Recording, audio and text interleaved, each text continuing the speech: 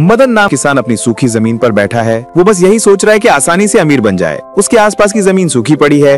वो बिना काम किए जमीन पर आलसी से बैठा है। मदन के हाथ में एक चमकदार जादुई बीज आता है। बीज से सुनहरी रोशनी निकल रही है। उसे यकीन है कि ये कोई साधारण बीज नहीं है। उसके चेहरे पर एक लालची मुस्कान फैल जाती है। मदन उस बीज को अपनी सूखी जमीन में गाड़ने जाता है, ये सोचकर कि उसे रातों रात अमीर बना देगा। जैसे ही वो बीज को गाड़ने के लिए हाथ उठाता है, एक छोटी जगमगाती परी अचानक उसके सामने प्रकट होती है।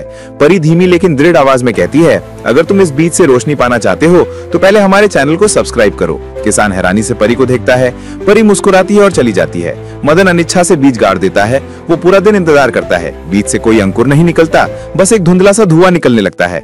मदन निराश और क्रोधित हो जाता है। निराश होकर मदन फिर जमीन पर काम करना शुरू कर देता है। वो मिट्टी खोदना, उसे सींचना और कड़ी मेहनत करना शुरू कर देता है। उसके शरीर से पसीना बहने लगता है। उसे समझ आ जाता है कि बिना मेहनत के कुछ नहीं होता। मदन की मेहनत के फलस्वरूप उस सूखी जमीन पर हरे भरे पौधे उगने लगते हैं।